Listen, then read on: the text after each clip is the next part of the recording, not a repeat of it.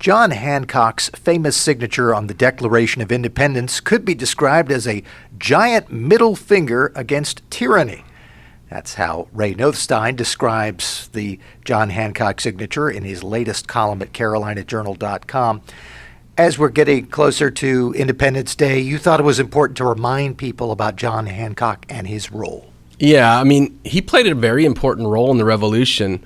In fact, at one time, not that he was necessarily considered by others as contemporaries to be commander-in-chief, but he was interested in being commander-in-chief. He had studied the military. He had lots of military equipment and weapons because he was one of the wealthiest colonists. He may have been, in fact, the wealthiest colonist as a resident of Massachusetts. He was a two-time governor. And he's somebody that really resented not only the no taxation without representation, but he was a very benevolent giver with his wealth, but he did not like the idea of taxation, and that included just taxation in the colonies. He thought, eventually that if we have a Congress or if we have a central government, that taxation could be turned into a form of tyranny. So it's important to remember Hancock, I think, outside of his signature. He played a very important role in the Revolution. One of the most important roles he played is, even though he didn't like taxes, he spent a lot of his own fortune in bankrolling the American Revolution.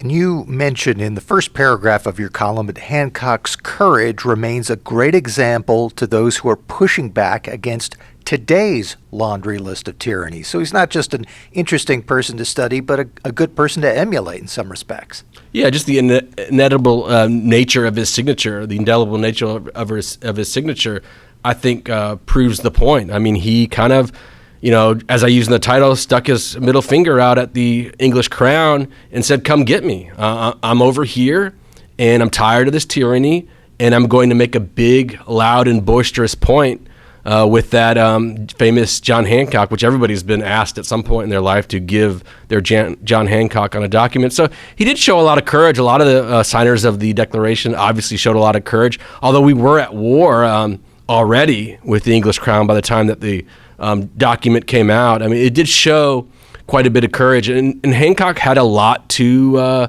sacrifice because it not only was his life in jeopardy, but also just a great, immense amount of wealth that he held in the colonies. Yeah, it would have been easy for someone who really didn't have much to lose to come over and say, fight the tyranny. Someone like Thomas Paine, who wrote well, but really didn't have much to lose one way or the other.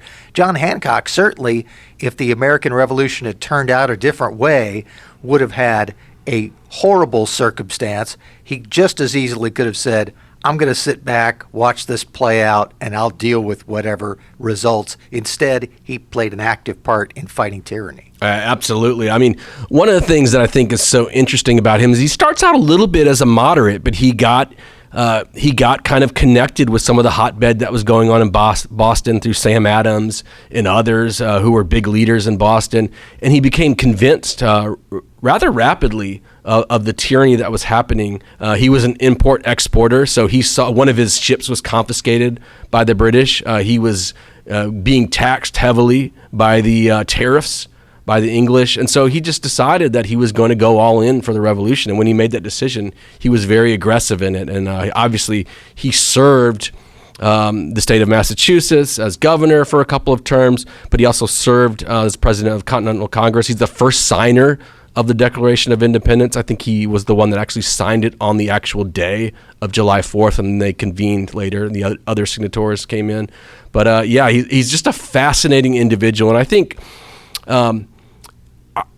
one of the things that's kind of interesting in the contrast I tried to just draw out a little bit in the piece is that while he didn't like taxes and he didn't like the English taking his money, he was very just generous with his wealth, with widows, orphans, not just the way he funded the war revolution, but he even used liquor to appease mobs in Boston. He just did things that supported the operas and the arts that a lot of people who are just interested in philanthropy do and make sacrifices to just improve the city. I want to hit one more item with you, and that is you spell out very early in the column that it might be a myth that when Hancock had that big signature on the Declaration that he said something like, there, King George will be able to read that without his spectacles. Even if it is a myth, isn't that kind of a great piece of history that someone was willing to stand up that directly to the king and not just sort of say, okay, I'm willing to go along with this, but I focus on someone else.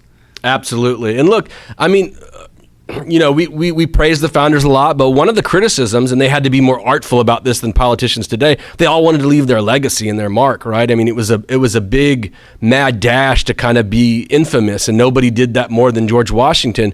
But of course, when it came to the Declaration of Independence, we often think of John Hancock and that large signature. I think, in fact, he was known for kind of giving fairly large signatures to begin with. So there may have been a little bit of middle ground there in terms of just how big he made his signature and what his point was. But I think, obviously, I mean, through American lore, it has had just a monumental impact just kind of on our culture and the American expression and just sort of that standing up for liberty, standing up for freedom. And nobody did that really more than John Hancock. Well, as Independence Day approaches, one thing that you can do to help celebrate it is read the column at carolinajournal.com with the headline, John Hancock's Giant Middle Finger Against Tyranny.